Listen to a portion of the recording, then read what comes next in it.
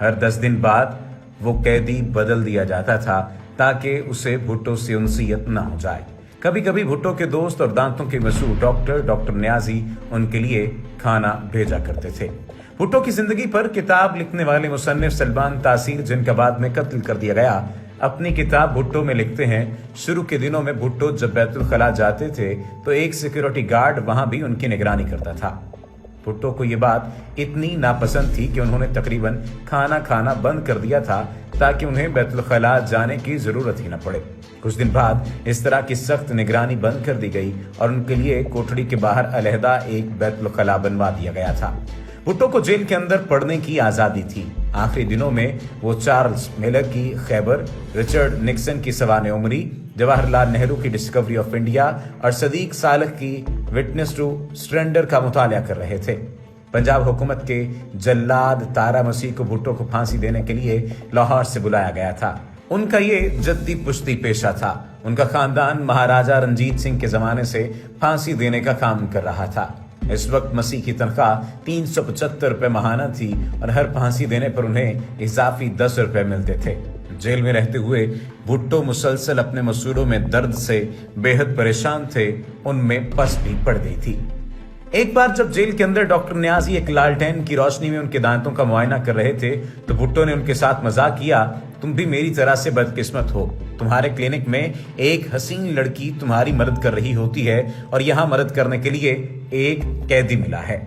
बेनजीर भुट्टो 2 अप्रैल 1979 की सुबह अपने बिस्तर में लेटी हुई थी। तभी अचानक उनकी वालिदा नुसरत भुट्टो कमरे में ये कहते हुए दाखिल हुई, पिंकी, घर के बाहर जो फौजी हैं वो कह रहे हैं हम दोनों को आज ही तुम्हारे वालिद से मुलाकात करने जाना पड़ेगा। इसका मतलब क्या है? बेनजीर अपनी सवाने उमरी डॉटर ऑफ द ईस्ट में लिखती हैं, मुझे मालूम था कि इसका मतलब क्या है। मेरी वालिदा को भी मालूम था, लेकिन हम दोनों इसको कबूल नहीं कर पा रहे थे। इसका एक ही मतलब था कि ज़ियाउल हक मेरे वालिद का कत्ल करने को तैयार थे। नुसरत और बेनजीर भुट्टो को एक शेवरलेट कार में रावलपिंडी लाया गया। तलाशी के बाद उन्हें भुट्टो के सामने ले जाया गया। उनके दरमियान 5 फीट की दूरी रखी गई थी। बेनजीर लिखती हैं, मेरे वालिद ने पूछा था कि घर वालों से मुलाकात के लिए उन्हें कितना वक्त दिया गया है। जवाब आया, आधा घंटा। मेरे वालिद ने कहा कि लेकिन जेल के कवानीन के मुताबिक फांसी से पहले खानदान वालों से मुलाकात के लिए 1 घंटा मिलता है। लेकिन एहलकार ने जवाब दिया कि मुझे ऐसी ही हिदायत मौसूल हुई हैं कि आपको सिर्फ आधा घंटा दिया जाए। वो जमीन पर एक गद्दे पर बैठे थे क्योंकि उनकी कोठरी से मेज, कुर्सी और पलंग हटा दिए गए थे। बेनजीर मजीद लिखती हैं, उन्होंने मेरी लाई हुई किताबें और मैगजीन मुझे वापस कर दी। मेरे वालिद ने मुझसे कहा था कि मैं नहीं चाहता कि मेरे मरने के बाद वो लोग इन्हें हाथ लगाएं। उन्होंने मुझे उनके वकील के दिए हुए कुछ सिगार भी वापस किए। वो कह रहे थे कि शाम के लिए मैंने एक सिगार बचा कर रखा है। उन्होंने शालीमार कोलोन की एक शीशी भी अपने पास रखी थी। वो मुझे अपनी शादी की अंगूठी दे रहे थे, लेकिन मेरी वालिदा ने उन्हें रोक दिया। उस पर उन्होंने कहा, अभी तो मैं इसे पहन लेता हूं, लेकिन बाद में इसे बेनजीर को दे दिया जाए। थोड़ी देर बाद जेलर ने आकर कहा कि मुलाकात का वक्त खत्म हो गया है। बेनजीर ने कहा कि कोठड़ी को खोलिए, मैं अपने वालिद को गले लगाना चाहती हूँ, लेकिन जेलर ने इसकी इजाजत नहीं दी। बेनजीर मजीद लिखती हैं, मैंने कहा प्लीज, मेरे वालिद पाकिस्तान के मुंतखब वजीर आजम हैं और मैं उनकी बेटी हूँ। ये मेरी आखिरी मुलाकात है और मुझे इनको गले लगाने का हक है। लेकिन जेलर ने साफ इनकार कर दिया। मैंने कहा गुड बाय पापा। मेरी वालिदा ने सलाखों के दरमियान हाथ बढ़ाकर मेरे वालिद के हाथ को छुआ। हम दोनों तेजी से बाहर की जानिब निकले। मैं पीछे मुड़कर देखना चाहती थी, लेकिन मेरी हिम्मत जवाब दे गई। जेल सुपरिटेंडेंट यार मोहम्मद ने उन्हें काला वारंट पढ़कर सुनाया, जिससे उन्होंने चुपचाप सुना। भुट्टो ने कोठड़ी के बाहर खड़े गार्ड को बुलाया और डिप्टी सुपरिटेंडेंट से कहा कि मरने के बाद मेरी घड़ी इसको दे दी जाए। 8:05 पर भुट्टो ने अपने हेल्पर अब्दुल रहमान से कॉफी लाने के लिए कहा। उन्होंने रहमान से कहा कि अगर मैंने तुम्हारे साथ कोई बदसलूकी की हो तो इसके लिए मुझे माफ कर देना। सुप्रीम कोर्ट की जानिब से उनकी रहम की अपील मुस्तरद किए जाने के बाद उनका रेजर इसलिए वापस ले लिया गया था कि कहीं वो इससे खुदकुशी न कर लें। सलमान तासीर लिखते हैं, भुट्टो ने कहा मुझे दाढ़ी बनाने की इजाजत दी जाए। मैं मौलवी की तरह इस दुनिया से नहीं जाना चाहता। 9:55 पर उन्होंने अपने दांतों में ब्रश किया, चेहरा धोया और बाल बनाए और इसके बाद वो सोने चले गए। रात 1:30 बजे उन्हें उठाया गया। वो हल्के बादामी रंग की शलवार कमीज पहने हुए थे। जेल एहलकारों ने कपड़े तब्दील करने पर जोर नहीं दिया। जब सिक्योरिटी एहलकारों ने उनके हाथ पीछे बांधने की कोशिश की तो उन्होंने इसकी मुखालफत की। आखिरकार उन्होंने जबरदस्ती उनके हाथ रस्सी से बांध दिए। इसके बाद उन्हें एक स्ट्रेचर पर लिटाकर तकरीबन 40 गज की दूरी तक ले जाया गया। सलमान तासीर मजीद लिखते हैं, इसके बाद भुट्टो स्ट्रेचर से खुद उतर गए और फांसी के फंदे तक खुद चल कर गए।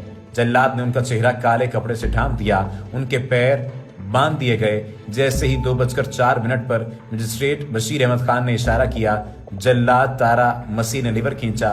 भुट्टो के आखिरी अल्फाज थे, फिनिश इट। 35 मिनट बाद भुट्टो के मुर्दा जिस्म को एक स्ट्रेचर पर रख दिया गया। उस जमाने में रावलपिंडी सेंट्रल जेल में खुफिया एहलकार रहे कर्नल रफीउद्दीन अपनी किताब भुट्टो के आखिरी 223 दिन में लिखते हैं, थोड़ी देर बाद एक खुफिया एजेंसी के एक फोटोग्राफर ने आकर भुट्टो के प्राइवेट पार्ट्स की फोटो उतारी। हुकूमत इस बात की तस्दीक करना चाहती थी कि आया भुट्टो की इस्लामी तरीके से खतने भी हुए थे या नहीं। तस्वीर उतारने के बाद इस बात में कोई शक नहीं रहा कि भुट्टो के खतने हुए थे। बाद में श्याम भाटिया ने अपनी किताब गुड बाय शहजादी में लिखा था कि बेनजीर ने उन्हें खुद बताया था कि भुट्टो को मौत के बाद भी इस बेइज्जती से गुजरना पड़ा था। बेनजीर अपनी सवाने उम्री में लिखती हैं, मम्मी की दी नींद की वॉल्यूम गोलियों के बावजूद ठीक 2 बजे मेरी आंख खुल गई और मैं जोर से चिल्लाई, नो नो। मेरी सांस रुक रही थी जैसे किसी ने मेरे गले में फंदा पहना दिया हो। पापा पापा, मेरे मुंह से बस यही निकल रहा था। सख्त गर्मी के बावजूद मेरा पूरा जिस्म कांप रहा था। चंद घंटों के बाद सेंट्रल जेल के असिस्टेंट जेलर इस घर में गए जहां नुसरत और बेनजीर भुट्टो को नजरबंद किया गया था। उसे मिलते ही बेनजीर के पहले अल्फाज थे, हम वजीर आजम के साथ चलने के लिए तैयार हैं। जेलर का जवाब था, उन्हें तदफीन के लिए ले जाया जा चुका है। बेनजीर लिखती हैं, मुझे लगा जैसे किसी ने मुझे घोंसा मारा हो। मैंने चिल्लाकर कहा, आप उन्हें उनके अहले खाना के बगैर तदफीन के लिए कैसे ले जा सकते हैं। उसके बाद उस जेलर ने भुट्टो की एक चीज बेनजीर को सौंपी। बेनजीर लिखती हैं, उसने मुझे पापा की शलवार कमीज दी जो पापा ने मरने से पहले पहन रखी थी। इससे शालमियार कोलोन की खुशबू आ रही थी, महक अभी तक आ रही थी। फिर उसने एक टिफिन बॉक्स दी जिसमें उन्हें गुज़श्ता 10 दिनों से खाना भेजा जा रहा था जिसे वो खा नहीं रहे थे। उसने उनका बिस्तर और चाय का कप भी मुझे दिया। मैंने पूछा कि इनकी अंगूठी कहाँ है। जेलर ने पूछा, उनके पास अंगूठी भी थी क्या। फिर उसने झूले में से अंगूठी तलाश करने का ड्रामा किया और फिर अंगूठी मुझे पकड़ा दी। वो जेलर बार बार कह रहा था कि उनकी आखिरत बहुत पुरसुकून थी। मैंने सोचा, फांसी भी क्या कभी पुरसुकून हो सकती है। बेनजीर के खानदान के मुलाजिम बशीर की निगाह जैसे ही भुट्टो के सलवार कमीज पर पड़ी, वो चिल्लाने लगे, या अल्लाह या अल्लाह, उन्होंने हमारे साहब को मार दिया। जुल्फ़िकार अली भुट्टो की शख्सियत पर बात करते हुए जीएम सैयद उन्हें सिंध का असासा मानते थे।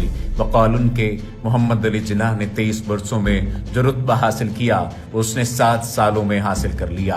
वो बड़े दिमाग वाला शख्स था, लेकिन सियासी लालच और इक़्तिदार की भूख ने उसे मफाद परस्त कर दिया। वो किसी को दुरुस्त पहचान नहीं सका, वरना हमारा बड़ा असासा था। उनके मुताबिक मुमताज भुट्टो के सामने भुट्टो को कहा था कि तुम सिंध के लिए काम करो वरना तुमसे बुरा काम करा के मार दिया जाएगा। मैंने ये उन दिनों में भी शाया कराया था। मुझे कहा कि नहीं, मैं उस्ताद हूँ, खुद ही बच जाऊंगा। वही हुआ, सिंध के खिलाफ काम लेकर बाद में मार दिया गया। जीएम सैयद ने 1973 के आइन के बाद जीए सिंध तहरीक की बुनियाद रखी थी। जिन दिनों उनसे इंटरव्यू लिया गया उन दिनों बहाली जमहूरियत की तहरीक जारी थी। 1973 के आइन को सिंध के खिलाफ समझते थे, जबकि MRD उसकी बहाली की बात कर रहे थे। अपने इंटरव्यू में उनका कहना था कि MRD पंजाब की जमात है जिसका सरबराह नवाब ज़ादा नसरुल्लाह खान है और इसमें टेका खान भी शामिल है। जनरल ज़ियाउल हक जब अस्पताल में अयारत के लिए आए थे तो मुझसे पूछा कि आप हर हुकूमत के खिलाफ रहे हो, ये जो पीपल्स पार्टी और MRD है इनकी आपने क्यों नहीं मदद की। मैंने कहा कि हमें मालूम था कि आपको निकाल कर दूसरे को लाना चाह रहे हैं। मार खाए बंदर और कमाई खाए मदारी। अगर हम इस लड़ाई में शामिल हुए तो पहले हमारी पिटाई होती और फायदा पीपल्स पार्टी उठाती। गरज ये कि जीएम सैयद बहुत बड़े मुखालिफ होने के बावजूद भी उनकी तारीफें किया करते थे। उनके भुट्टो के वालिद शाहनवाज भुट्टो के साथ भी मरासिम थे। जीएम सैयद कहते हैं कि भुट्टो उन्हें चच्चा बुलाते थे और उनके घर आते जाते। हुकूमत साजी में उन्होंने वली खान की हिमायत हासिल करके उनकी मदद की थी। ताहम जीएम सैयद को शिकवा था कि जुल्फ़िकार भुट्टो ने उन्हें इलाज के लिए बैरून मुल्क जाने की इजाज़त नहीं दी।